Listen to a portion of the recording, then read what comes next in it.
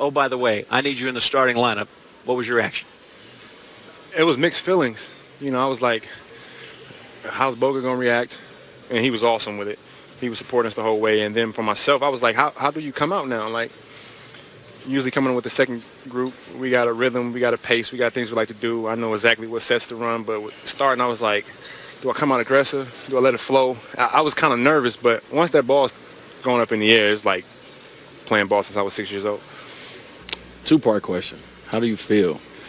That's a good question. How do you feel? You didn't tell me. Like, you can't describe it. You can't describe it. It's like, what now? Like, I don't know what I'm supposed to do. Should I jump around and go crazy? Should I be calm? But it's an amazing feeling. Like, now I know what it means when they say it's undescribable, and then they say, how hard it is. Mm-hmm. It's like, man, this was hard. Yeah, it's the hardest thing. And it's hard, and we did it, and it's just like, it's crazy. So the last part is everyone knows and your coach talked about it. You took a big sacrifice, right? You're an all-star. You're a guy that he asked to come off the bench early on. Explain to us how hard that was, because people don't know how important it is, sacrifice, to get to this point where you at.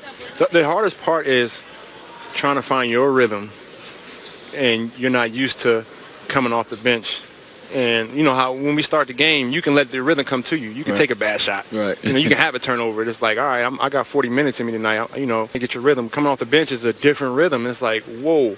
So it was like a roller coaster all year. You go through your highs, you're playing well, and then you go through your lows. It's like, how can I get out this rut coming off the bench? And then you kind of fighting with it. But the group of guys we had, they made it a lot easier for me. Dre, it's interesting. When I look at the NBA now, how it is changing. And I look at your front line. Your front line had 17 assists tonight. Mm-hmm. With Draymond Green, your power forward, having 10. I said, wow. Multiple playmakers where they trap Steph, they get the ball out, and you're playing 4-on-3. I don't think they had any answers for your small lineup when they spread you out when you spread them out like that, and Steph got 2 on the ball.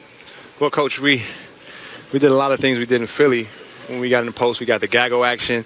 We were doing a lot of that stuff this year, and, when the offense wasn't good, we weren't doing those things. But when the offense is good, the ball's moving, it's not sticking. You got 2 great shooters on the floor. It's going to leave it open for myself, Harrison, or Draymond. And it's just about Draymond and myself being playmakers and finding an open spot. And Cleveland made myself, they made Draymond beat them. And that's what it feels really great. They played chess, and we matched it, and we figured out a way to chink the armor. You know what I was thinking about during the playoffs, during the last game when they were doing the Hack of Dre. Mm-hmm. I remember Chicago, we're down one yes. with 2 seconds to go. Yes. Yep. You get fouled and go to the line to make 2 free throws to get us into the next round or whatever. So I've been very blessed. I've said you're one of the best all-round players I've ever coached, and I'm happy for you because I've always felt like the better team that you're on, the better player that you are. Thank you. Yeah, it's just the free throws all mental. They felt really good tonight too. I was 4 for 10, but I think 9 of them felt like they were going in. And, it's just an indescribable feeling. My whole career it's gone by fast, but it's been a lot of fun, and all the coaches that I've had have helped me out tremendously, especially you. We didn't have a whole lot of talent, but we made the most of our group, and that's what I understood and brought to this team. Like, listen, man, I've been on teams, we played really well together, and we played above and beyond our talent level. And that was our team in Philly, I feel like. And I said, here, we got the talent, and if we put it together, we can do something special. I'm proud of you, Dre. Thank you. Dwayne only had 2 questions. I got a lot more than that. First, you got the goggles on. You said totally ineffective. No, when I first walked in the locker room, right, they got me because they were just waiting on me, and I wasn't prepared, and it burned so bad.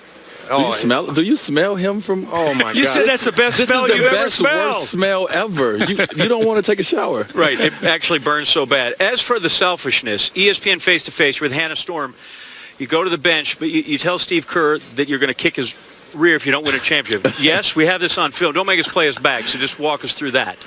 I was having fun with the interview. Okay. And I'm a dry humor type of guy, and I just blattered it out like, listen, if we don't win a championship and your little master plan don't work, I'm gonna stick my foot up in your.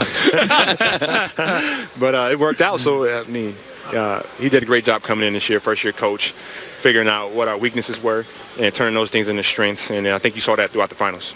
We dwell on your stats, which offensively were great in coming in. Oh, by the way, you did a bulk of the work on guarding LeBron James. What's that like?